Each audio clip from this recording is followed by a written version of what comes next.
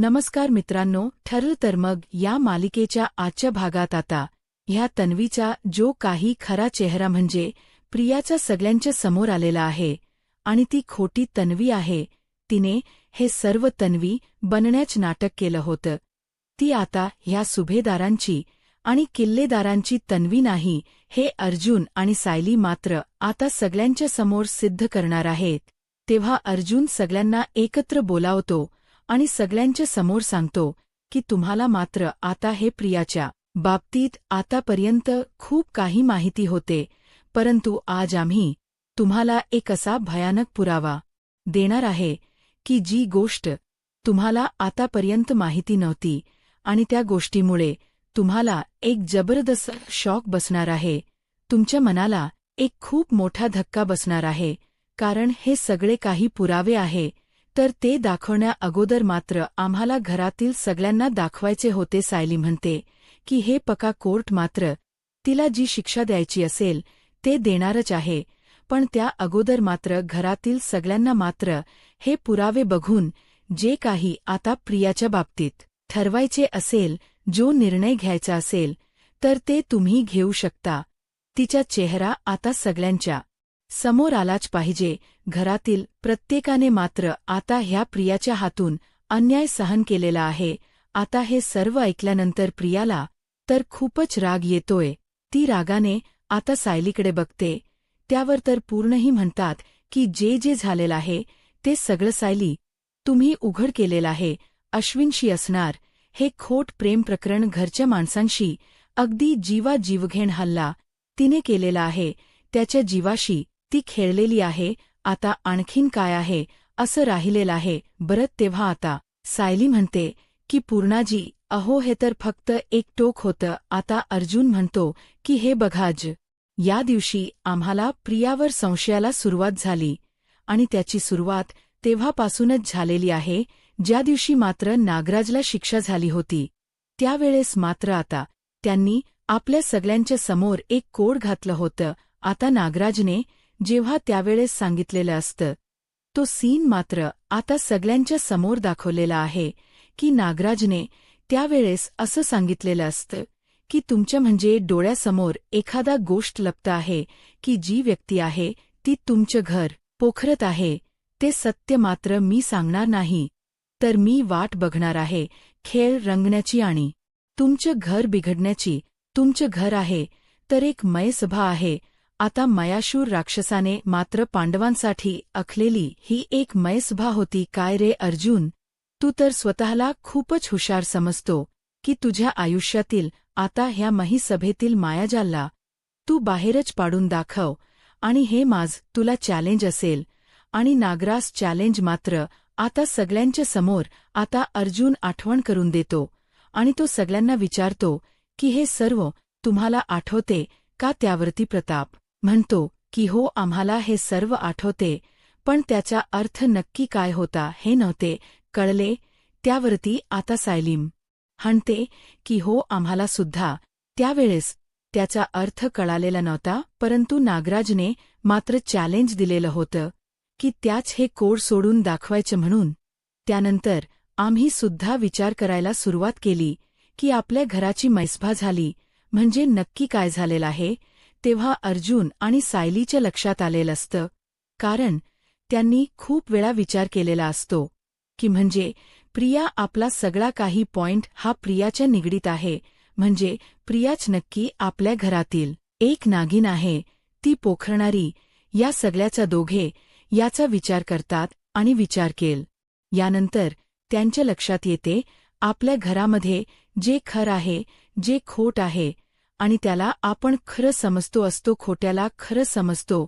या प्रश्नाचे उत्तर मात्र आम्हाला शोधताने फक्त आमच्या समोर आता प्रियाचा चेहरा आला. म्हणजे यात नवीच्या या घरामध्ये फक्त हीच एक अशी व्यक्ती आहे की जिचे खाण्याचे दात वेगळे आहे आणि दाखवण्याचे दात वेगळे आहे. कारण खूप वेळा आपण या प्रियावर विश्वास टाकला होता, खूप वेळेस तिला आपण सुधारण्याची संधी दिली होती, परंतु तिने कायम आपला विश्वासघातच केलेला आहे. त्यावरती आता अस्मिता म्हणते की नाही, आता या बाबतीत तर सगळ्यांना माहिती झालेला आहे आणि परत कोणी मात्र तन्वीवरती विश्वास नाही ठेवणार आणि कोणी तिचे नाव सुद्धा घेणार नाही. त्यावरती आता सायली म्हणते की अस्मिता ताई हे बघा अहो, तुमचा हा राग मात्र तुम्हाला माहिती असलेल्या गोष्टीवर आधारित आहे आणि ज्यावेळेस मात्र तुम्हाला सगळ्या गोष्टी कळतील त्यावेळेस तुम्ही काय करताल प्रिया बाबतीत विचार करत असताना मात्र प्रतिमाला अगदी होळीच्या दिवशी चक्कर आली होती. पण त्यावेळेस प्रतिमा त्याला रक्तांची गरज असते आणि रविराज काका म्हणलेलं असतं की तन्वीचा ब्लड ग्रुप आहे तर तो ओ निगेटिव्ह आहे आणि हा मात्र आपल्या प्रतिमा अतिशय निकटत आहे. आणि तेव्हा आता अशू म्हणतो की ठीक आहे मग आता या दोघींचा ब्लड ग्रुप जर एक असेल तर मी लगेच ताबडतोब येथे तन्वीला बोलावून घे. त्या सीनची मात्र सगळ्यांना आठवण होते. त्यावरती सायली पुढे म्हणते की प्रतिमा त्यांना रक्तांची गरज होती तरी सुद्धा प्रिया मात्र तेथे रक्त देण्यासाठी वेळेत नाही पोहोचली. कुठली मुलगी होती की आपल्या आईला रक्ताची गरज असताना सुद्धा तेथे येण्यासाठी टाळाटाळ करेल. म्हणून त्याच वेळेस मात्र आम्हाला प्रियाला पहिल्यांदा संशय आला होता ती नक्कीच काहीतरी आपल्यापासून लपवते कारण तिचा ब्लड ग्रुप आता प्रतिमा आत्याच्या ब्लड ग्रुपशी निगेटिव्ह नाही. म्हणून मात्र ते येथे येण्यासाठी नकार देत असेल येत नसेल यावरती आम्हाला संशय आलेला आहे. हे सगळं काही सायली आता सगळ्यांना समजावून सांगत असते. त्यावेळेस आम्ही आता एक असा निर्णय घेतलेला होता की काही झालं तरी प्रियाला न कळवता तिच्या रक्ताची तपासणी करायची. ऐकल्यानंतर आता प्रतिमा ते विचारतात की काय तन्वीची ब्लड टेस्ट पण का करायची होती. त्यावरती अर्जुन म्हणतो की कारण तुझा ब्लड ग्रुप आहे आणि प्रियाचा ब्लड ग्रुप आहे आत्या त्या मॅच व्हायला हवा होता. तुझा आणि प्रतिमा हे पक तन्वीचा ब्लड ग्रुप आहे तर तो ओ निगेटिव्ह आहे. सिनियरने आम्हाला अगोदर सांगितलेलं होतं. याची क्लॅरिटी आम्हाला तेव्हाच आली असते की जेव्हा याचा ब्लड ग्रुप आहे तर तो आमच्या हाती आला असता. प्रियाता हे सर्व सांगत असताना पूर्णपणे घाबरून जाते. ज्याची भीती होती शेवटी तेच आता होणार आहे घडणार आहे. सगळ्यांच्या समोर सत्य येणार आहे हे तिला माहिती आहे. म्हणून तिच्या पूर्णपणे आता श्वास तोंडलेला असतो. जण मात्र आता एका विचारात पडतात नक्की आता काय सिद्ध होणार आहे. तर त्यानंतर आता रविराज काका म्हणतात की आमच्यासुद्धा हे लक्षात आलंच नव्हतं की ती काय प्रतिमाला रक्त देण्यासाठी टाळाटाळ करते. इतकी स्वार्थी मुलगी मी आतापर्यंत बघितलेली नव्हते की जी मुलगी आपल्या आईला रक्ताचा थेंब सुद्धा देणार नाही. आणि म्हणूनच मात्र ती हॉस्पिटलमध्ये उशिरा आलेली होती.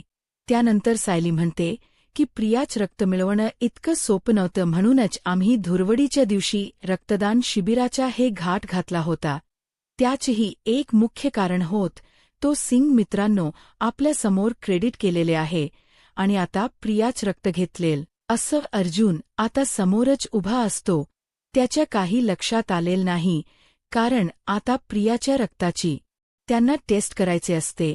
त्यावर आता सायली म्हणते की या अगोदर मात्र आम्ही एक वेगळी जबाबदारी घेतली होती. खबरदारी कारण किती काही झालं तरी प्रियाने या वेळेचे रक्ताचे सॅम्पल बदलायला नकोय म्हणून पण ती काहीही करू शकते हे आम्हाला माहिती होतं. त्यावर तर अर्जुन म्हणतो की त्याच दिवशी रक्त चेक केल्यानंतर तिचा ब्लड ग्रुप आहे तो आमच्या हाती लागला होता.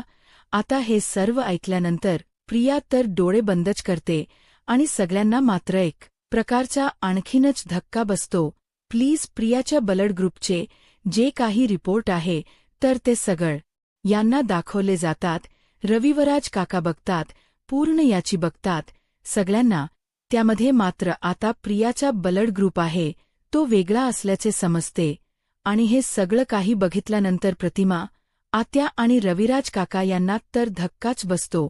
आणि यावर आता अर्जुन म्हणतो की आता हे सगळं काही रिपोर्ट बघता क्षणी हे समजते प्रियाचा ब्लड ग्रुप आहे तर तो ओ निगेटिव्ह नाही म्हणून ए बी पॉझिटिव्ह आहे. त्यानंतर रविराज काका हे सर्व काही ऐकल्यानंतर विचारतात की पण हे सर्व कसं शक्य आहे. तन्वी आणि प्रतिमाचा ब्लड ग्रुप आहे तर तो ओ निगेटिव्हच आहे हे मला चांगलं माहिती आहे, माझ्या आठवणीत आहे, तिच्या ब्लड ग्रुप आहे, तर तो AB पॉझिटिव्ह कसा असू शकतो? सगळ्यांना आता हाच प्रश्न पडतो की हे कसं होऊ शकतं. त्यावरती सायली म्हणते की हो रविराज काका, हाच प्रश्न आम्हाला सुद्धा पडला होता आणि मगच आम्हाला शंका यायला सुरुवात झाली की खरंच प्रिया तन्वी आहे की नाही. त्यावरती आता प्रताप म्हणतो की हे बघा, मागचे 3 वर्ष जेव्हा आता ही आपल्याकडे आली होती आणि ही तन्वी आहे सिद्ध झालं होतं आणि त्याच वेळेस तिच्या सगळ्या तपासण्या सुद्धा झालेल्या होत्या प्रियाला. तर हा पॉइंट सापडतो. ती लगेच म्हणते की बाबा बरं झालं तुम्हीच आता हे सर्व बोलले, नाही तर मी यांना सांगून सांगून थकले होते. पण अर्जुन आणि सायलीने ठरवले आहे की मला खोट पाडण्यासाठी त्यांनी हा रिपोर्ट घेऊन आलेले आहे. त्यावरती रविराज काका आता ह्या प्रियावर ओरडतात की तू काही मध्ये बोलली नाहीस तर ती बरं राहील, कारण तुझ्या एकाही शब्दावर आमचा विश्वास नाही, त्यामुळे तू शांतच रहा, मध्ये बोलूच नको. तर प्रिया लगेच आता तिची बोलती बंद करते. यावर आता सायली म्हणते आम्हाला माहिती होतं की रविराज काका तुम्ही सगळ्या काही तपासण्या केलेल्या होत्या, म्हणूनच आता आम्ही सगळ्यांनी म्हणते या गोष्टीचा विचार सुद्धा केलेला होता, पण आता कुठलीही तपासणी कर्तृत्व गाजवलेलं आहे. हे मात्र हॉस्पिटलमध्ये जेव्हा तुम्ही होतात ना त्याच वेळेस आम्हाला सगळं काही कळालेलं आहे, कारण त्याच वेळेस तेथे आम्हाला सीडी भेटला होता. प्रियाच्या लग्नाच्या अगोदरपैकी जे काही मित्र होते त्यापैकी हा एक होता. सडीने त्यावेळेस जे काही सांगितलेलं आहे तो सुद्धा प्रकार आता सगळ्यासमोर सायली आणि अर्जुन सांगतात. सडीने हेही सांगितलेलं असतं की प्रिया आता लग्नाच्या अगोदर म्हणजे कुणाला किती फिरवायची एकेकाच्या बायकोवरून, आता दुसऱ्याबरोबर ती मजा घेत राहायची आणि हे सर्व ती पैशासाठी करायची. आणि यात म्हणजे कोणी जर श्रीमंत मुलगा तर तिला भेटला त्याच्या मागे सुद्धा ती फिरायची, जमेल तेवढा पैसा त्या मुलाकडून ती उकळायची. स्त्रीने मात्र आम्हाला प्रियाच्या सगळ्या अखेरबद्दल पुरावे सुद्धा दिलेले होते. हे सगळे पुरावे मी तुम्हाला दाखवलेले आहेतच. हे सर्व ऐकल्यानंतर आता सिनियर रविराज काका आणि प्रतिमात्या पूर्णाजी हे सगळे जण इतके शॉक झालेले आहे. तर अर्जुन त्या तिघांनाही म्हणतो की हे बघा पूर्णाजी, सिनियर आणि प्रतिमात्या, तुम्ही सुद्धा ते पुरावे बघून घ्या. म्हणून ते पुरावे त्यांना सुद्धा दाखवली जातात. हा अर्जुन ते रविराज काकांना पुरावे दाखवायला येतात, परंतु रविराज काका म्हणतात की प्लीज अर्जुन मला दाखवू नको, कारण मला ते बघवतच नाही. पूर्णजी बघते आणि ती सुद्धा आता डोळे लगेच दुसरीकडे फिरवते, कारण सगळ्यांना मात्र प्रियाचे हे घालड कृत्य काही पटलेलं नाही. सगळ्यांना राग येत असतो. अश्विनला तर फारच राग येतो. त्यानंतर अर्जुन म्हणतो की सिनियर हे पकरे, यासाठी मात्र प्रियाने तुला खूप काही लुटलेलं आहे. ती फॅशन डिझायनरचा कोर्स करते असे तुला तिने सांगितले होते. त्यावरती रविराज काका म्हणतात की अरे सांगितले म्हणजे ना अगोदर ती रोज कॉलेजला जात होती, लाखो रुपये मी तिची फी भरली होती. त्यावरती आता सायली म्हणते की रविराज काका, कारण ती फी मात्र कॉलेजपर्यंत कधी पोहोचलीच नाही, कारण प्रियाने मात्र शिक्षणासाठी कॉलेजमध्ये कधीही दाखला घेतलेलाच नाही. तेव्हा हे सर्व ऐकल्यानंतर सगळ्यांना एक प्रकारचा आणखीनच धक्का बसतो. प्रतिमाते विचारतात की काय बोलते सायली, म्हणजे याचा अर्थ असा होतो की त्यासाठीच मात्र सायली तू माझ्याकडे तन्वीच्या ओळखपत्राचा फोटो मागितलेला होता. त्यावरती सायली म्हणते की हो, आणि त्याच दिवशी मी मात्र आता त्या फॅशन डिझाईनच्या इन्स्टिट्यूटमध्ये फोन केला होता. तेथे फोन करून मी आता ह्या प्रियाबद्दल माहिती मिळवली होती. तेव्हा आता त्या प्रोफेसरने सांगितलेलं असतं, मागच्या 3 वर्षाची मी हिस्ट्री काढलेली आहे. मागच्या 3ही वर्षात कधीही नाही तन्वी किल्लेदार ही मुलगी आमच्या इथे ॲडमिशन घेऊन आली होती म्हणून, आणि जे काही त्या कॉलेजने दिलेलं अधिकृत पत्र आहे तर ते मात्र आता सायली सर्वांच्या समोर दाखवते, कारण तन्वी किल्लेदार नावाचे विद्यार्थिनी त्या कॉलेजमध्ये कधीही नव्हतेच. तेव्हा आता हे सर्व ऐकल्यानंतर आता सगळेजण आणखीनच शॉक होतात, डोक्याला पूर्णपणे हात लावतात. ते पत्र मात्र सगळ्यांच्या समोर दाखवलं जातं. याच्या सगळ्या काही आता पापांचा बॉम्ब फुटलेला असतो. प्रिया आता रडत असते. तेव्हा आता प्रिया मनामध्ये म्हणते की आता ह्या दोघांनी तर माझे सगळे काही पुरावे आणि सगळे पत्ते शोधून काढलेत, त्यामुळे आता किती काही झालं तरी आता गप्प राहिलेलंच बरं राहील. आता जर मी काही सावरून घेण्यासाठी गेले तर ती मात्र माझ्यावरच आणखीन शेकेल म्हणून ती खाली मान घालून उभी असते. आता प्रतिमा आणि रविराज काका यांच्या काळजाचा ठोका उडालेला असतो. त्यांना याप रियाबद्दल खूपच चिडे येते. पूर्णजी पुढे म्हणतात की खरंच इतक्या टोकाची भूमिका करणारी ही मुलगी इतकं खोट कसं वागू शकते. माझ्या मनामध्ये आता या मुलीचा जो काही संताप आहे तो मात्र मावतसुद्धा नाही. कविराज काकांना तर खूपच टेन्शन येते. त्यावरती सायली म्हणते की हो, इतकाच राग मात्र आता प्रियाचा सदाशिव आणि मैनावती यांना आलेला होता. तिने मात्र त्यांना महिन्याचे पैसे देण्याचं बंद केलं होतं आणि सदाशिव मैना यांच्याकडून मात्र हे सर्व आम्हाला कळू नये यासाठी त्यांना गायबसुद्धा केलं होतं. पण योगायोगाने मात्र आम्हालात यांचा पत्ता मिळालेला होता.